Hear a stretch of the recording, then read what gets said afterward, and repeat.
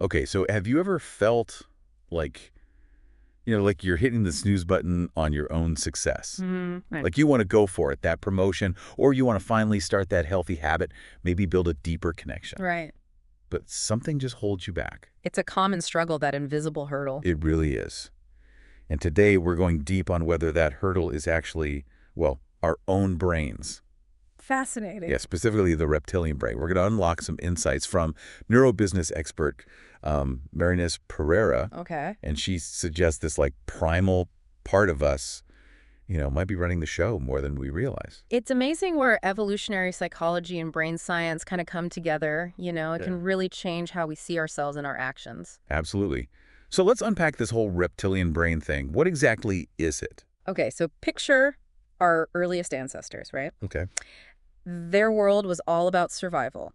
Fight or flight, finding food, passing on genes. Essential. Exactly. And the brain areas that handled all of that are ancient, really. It's referred to as the complexo R, or more casually, the reptilian brain. And we've inherited this hardware, even with, our fancy modern lives and everything. Precisely. Pereira suggests this isn't just some, leftover relic. It might be behind a staggering amount of our behavior. Staggering. Okay, how much are we talking? Get ready for it, because she argues it could be as high as 96% of our brain activity. Whoa. Which leaves a measly 4% for the neocortex, the part we think of, the logic and planning part. Wow. So no wonder willpower can feel like a losing battle sometimes. It really does. So it's like, what? Our inner lizard overpowers all our best intentions? But sometimes it seems that way. That explains a lot. But if this is all about survival, why does it sometimes feel like it's sabotaging us, not keeping us safe? Well, because the world's changed, right? Yeah. But our wiring hasn't quite caught up. Imagine trying to run the latest software on a really old computer. The reptilian brain is still wired for a world of immediate, in-your-face threats, not the complexities of modern life. Okay, that makes sense. So how does this, actually play out in our day-to-day lives? Give us the lowdown from Pereira's perspective. Okay, well, think about a time you might have, stretched the truth a bit to avoid a conflict. Oh, yeah. Or you felt the need to be right, even when it wasn't that important in the grand scheme of things. Definitely been there. That's it. Those are telltale signs of the reptilian brain, vying for control. Interesting. Prioritizing immediate comfort over long-term goals, you see. Okay, I felt that.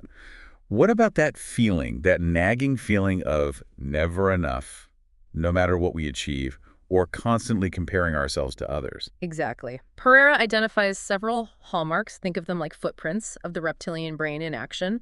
So distorting facts to fit our narrative, needing to be in control all the time, seeking power or validation from external sources, and of course fearing the unknown. And these all stem from that primal urge for safety and security. It's like our world. It's always on, always uncertain, which just makes it a trigger. Right. So if this part of us is so powerful, are we just doomed to repeat these patterns? That is the question. Where does that leave us? And that's where things get really interesting. Because Pereira believes that while this reptilian brain is powerful, we're not helpless. Okay, good. She highlights self-awareness as the key to unlocking a different way of operating. Self-awareness. Okay, I'm intrigued.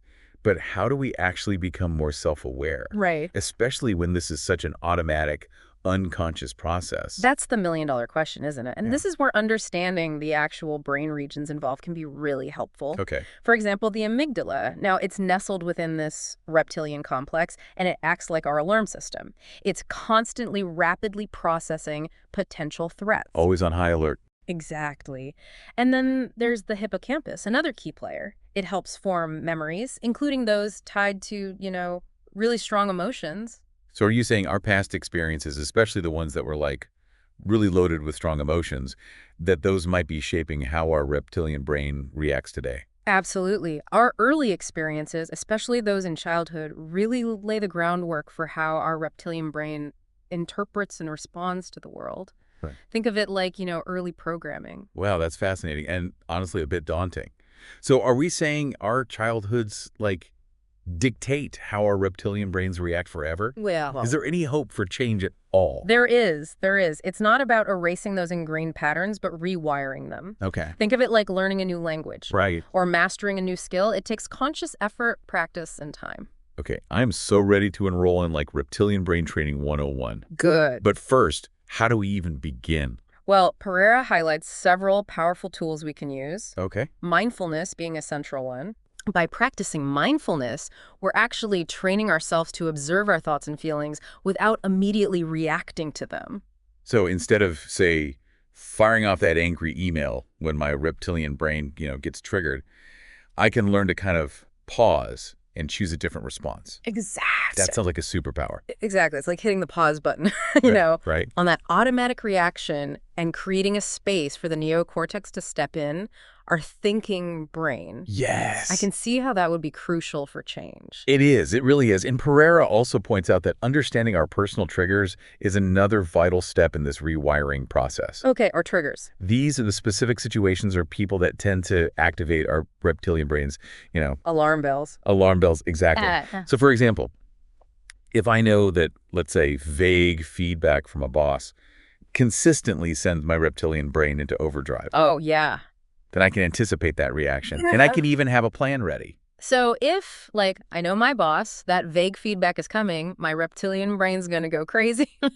But I can, preempt that and be ready with a plan to deal with it. Exactly. You got it. Yeah. It's about recognizing those deeply ingrained patterns and choosing to respond in alignment with our values and goals rather than just reacting from that, Right. that primal place of fear. It sounds like we're training for a mental marathon, honestly. It is. It's work. Is it really realistic to expect ourselves to override those deeply ingrained reptilian brain responses? Right. Especially considering what we've learned about how much control it might have? It's kind of daunting. It's not easy, I'll be honest, but it is possible. Okay. Remember that figure Pereira cited? 98% of people struggle with this. The key is to shift our perspective a little bit. Okay, how so? Instead of viewing this reptilian brain as like the enemy, Right. what if we saw it as a part of ourselves that, while sometimes misguided, is ultimately trying to protect us? Okay. It's got our best interests at heart, just going about it the wrong way. I like where you're going with this. So instead of defeating the reptilian brain, we're aiming for a truce. Yeah, a partnership. Okay, but how do we even start to negotiate with a part of ourselves that feels so instinctive, so automatic? That's a good question. It starts with understanding its language. What makes it tick? Okay. You see, the reptilian brain, it thrives on certainty and control. So when we encounter uncertainty, which, let's face it, is a lot of life, Yeah, most of it. it tries to fill in the blanks, often with, let's be honest, worst case scenarios. Oh yeah, all the what ifs. Exactly. And that's where anxieties and limiting beliefs often come from. Okay. It's just the reptilian brain doing its thing, trying to protect us from all these perceived threats. So all those what if spirals and anxieties that keep us up at night, you're saying that's my reptilian brain.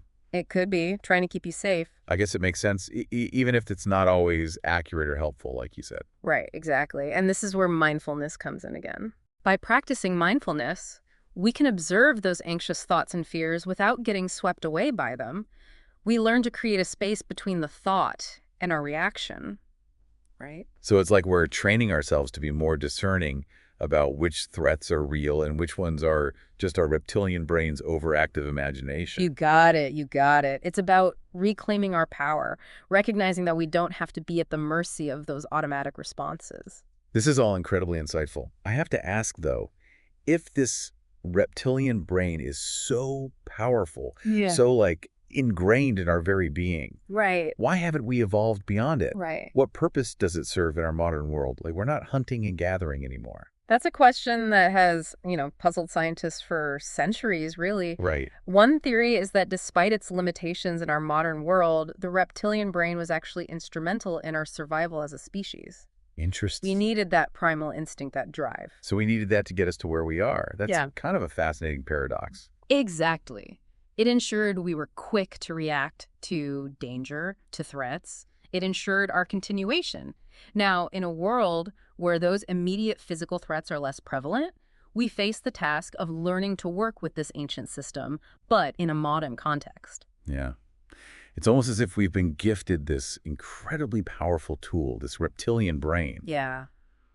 But we're still figuring out how to use it properly. Yeah. We're missing the user manual. That's a great way to put it, and that's precisely why this exploration, this deep dive into understanding our own minds is so important. Yeah. Once we understand how this ancient system operates, we can start to, as you said, make more conscious choices about how we navigate the world, how we respond to those triggers. So it's less about conquering the reptilian brain and more about becoming fluent in its language, learning to work with it, not against it. Yeah, right? exactly. It really is. Yeah. So we've uncovered this hidden world inside our own minds. It is fascinating. Explored how it might be influencing us, our actions, even more than we realize. Yeah. And even, dipped our toes into the how-to of rewiring those patterns.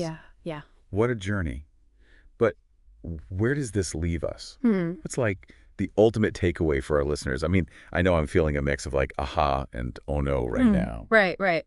I think the most important message here is empowerment. Okay. Just because we have this ancient system operating within us, it doesn't mean we're, stuck. Right. We're not at its mercy.